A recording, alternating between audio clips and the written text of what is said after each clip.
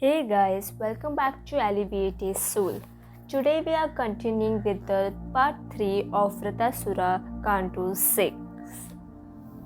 The Ashwini Kumaras knew about Indra's threat, and sometime later on they returned to Dadichi and once again begged him for Brahma Vidya. When the sage informed them of Indra's warning, the Ashwini Kumaras replied, "Let us cut off your head and then replace it with that of a horse. After you instruct us through the horse head, Indra will cut it off, but then we shall reward you and also put back your original one." Since Dhatichi had previously promised to instruct the Ashwini Kumaras, he agreed to their proposal. In this way, the Brahma Vidya he imparted through the mouth of a horse came to be known as Ashvashira. The Lord had hoped that the demigods would pray for unalloyed devotional service, but instead they prayed for the opportunity to kill their enemy. This is the difference between a pure devotee and a devotee on the material platform. After instructing Indra, the Supreme Personality of Godhead, Hari, disappeared then and there from the onlooking demigods. Thereafter, the demigods approached Dadichi, the son of Atharva, and begged him to give them his body. Being very liberal, Dadichi was prepared to honor the demigods' request, but first, just to hear some good instructions, he smiled and then jokingly said, "O elevated demigods, at the time of death there is a severe, unbearable pain that takes away one's consciousness. Don't you know this? Everyone in this world is very much addicted to his material body, and thus one struggles to protect it by all means, even at the cost of sacrificing all his possessions. Indeed, one hopes to keep his body forever. Therefore, who would be prepared to give up his material body to anyone, even if it were demanded by Lord Vishnu himself?" The demigods replied, "O exalted Brahmana, persons like you are very kind and compassionate toward the people in general. Such persons can give anything for the benefit of others, including their own bodies. Those who are too self-interested beg something from others, not knowing of their difficulties. Similarly, one who is able to give in charity but does not do so is callous to the difficulties of the beggar. For this reason, a beggar should not ask charity from one who is in difficulty, and one who is able to do so should not deny giving to a beggar." Dadichi said, "I only pretended to refuse to offer you my body so that I could hear from you about religious principles.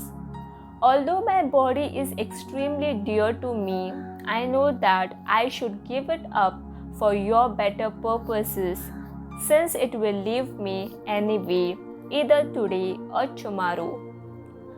One who has no compassion for the suffering of human society and does not sacrifice his impermanent body for the cause of God consciousness is certainly most condemned.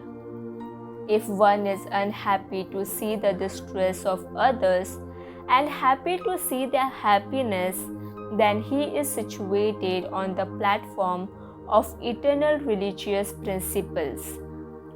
This body, which is eatable by dogs and jackals after death, does not do me, the spirit soul, any good, and it is usable for only a short period of time.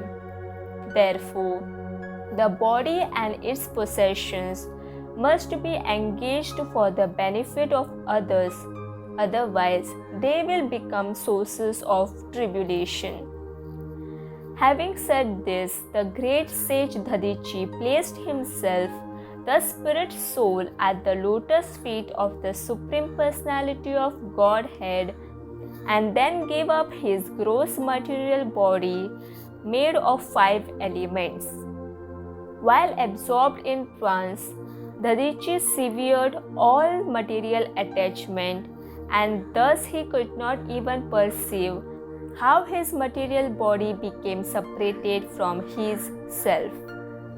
After this, Vishwakarma manufactured a thunderbolt from the bones of Dadichi's body, and Lord Vishnu infused the weapon with his potency.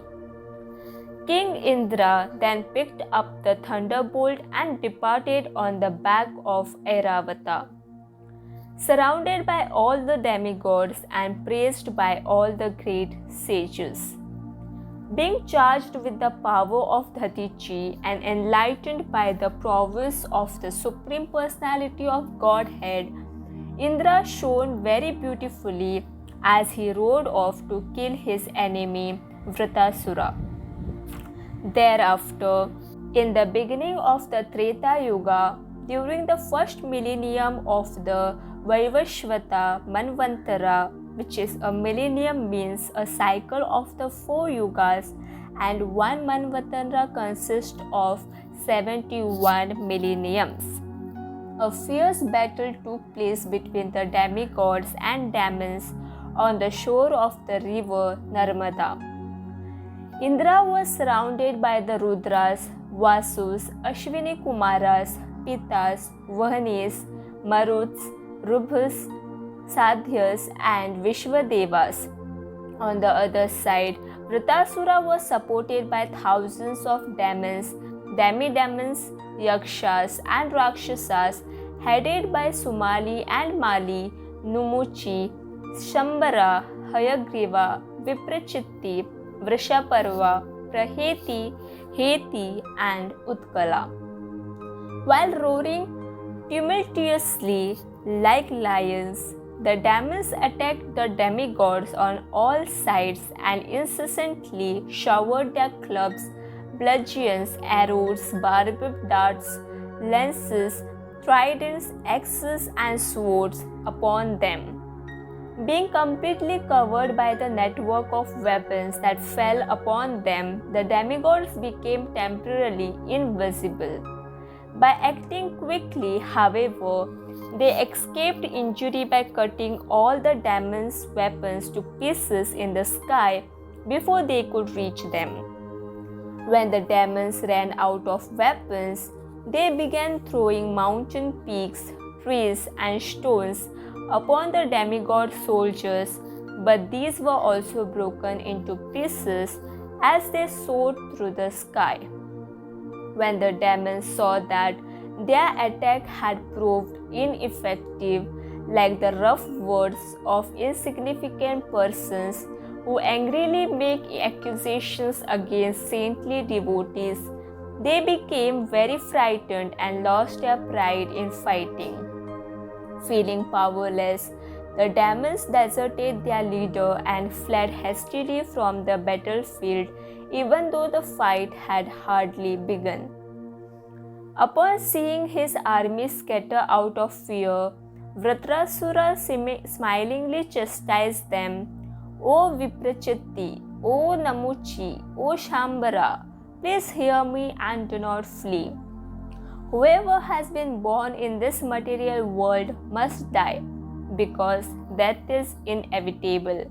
Therefore, if you can gain promotion to the higher planetary systems and achieve eternal fame on earth by dying a suitable death, what sane man would refuse such an opportunity?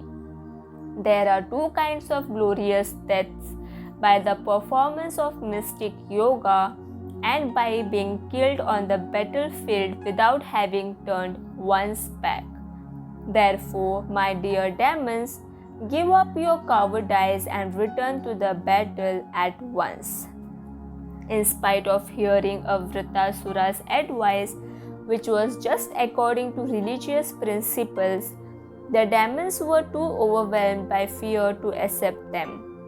Taking advantage of the situation, the demigods attacked the demons from the rear, and upon seeing the pitiable condition of his army, Vrtrāsura became very aggrieved. Unable to tolerate this reverse, he began to strongly rebuke the demigods in great anger.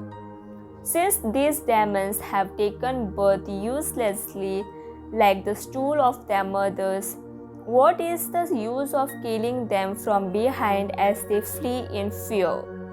One who considers himself to be a hero should never kill an enemy who is afraid of losing his life. Insignificant demigods, if you truly have faith in your heroism, then please stand before me for just a moment. Otherwise, if you have no desire to fight, then I will let you go peacefully, for I am not so evil-minded as to attack one who is not willing to fight.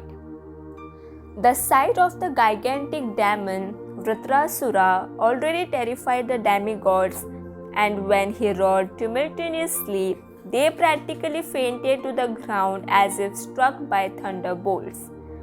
As the demigods fearfully closed their eyes, Vrtrāsura picked up his trident, and while making the earth tremble, he crushed the demigods underfoot, just as a mad elephant tramples hollow bamboo while roaming through the forest.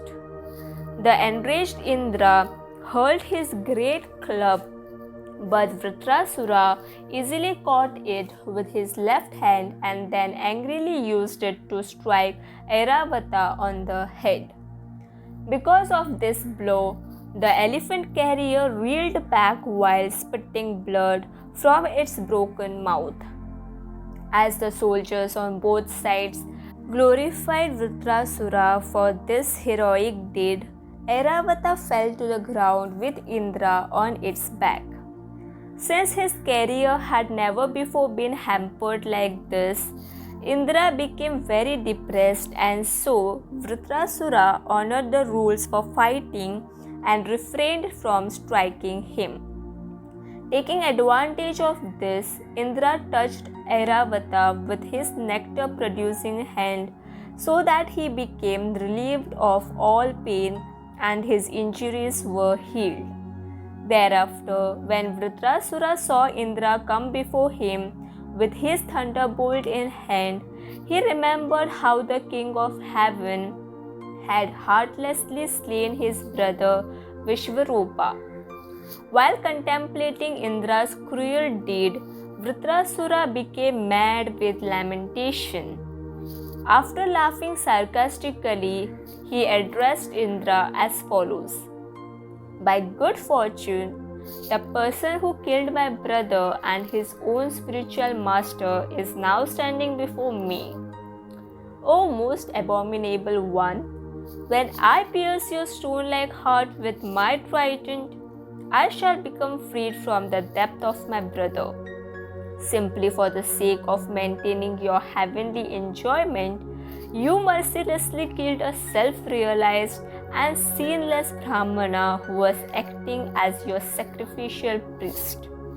O Indra, you are bereft of all shame, mercy, glory, and good fortune as a result of your creative actions. Because of this, after you die a painful death, having been struck by my trident, even the fire will not touch you. Only the vultures will condescend to eat your sinful body. If the other demigods foolishly follow you and attack me, I will sever their heads with my trident and then offer them in sacrifice to Bhairava and his holders of ghosts. On the other hand, if you are able to cut off my head with your thunderbolt, I shall take great pleasure in having my body eaten by other living entities. In this way, I will become relieved from suffering for my past sins and thus become eligible to receive the dust from the lotus feet of great devotees such as Narada Muni. O king of the demigods, since I, your enemy, am standing before you, why do you hesitate to hurl your thunderbolt? Although the attack of your club was certainly useless, like the request of money from a miser, you should not doubt the capability of your thunderbolt, since it has been empowered by Lord Vishnu and the strength of the teacher's austerities, and since you have come here to fight with me on the order of the Lord, there is no doubt that I will be killed by your thunderbolt. Because Lord Vishnu has taken your side, victory, opulence, and all good fortune are guaranteed. By the force of your thunderbolt, I will become freed from material bondage, and by fixing my mind upon the lotus feet of Lord Shankarshana, I shall attain to the highest destination, as the Lord Himself previously assured me.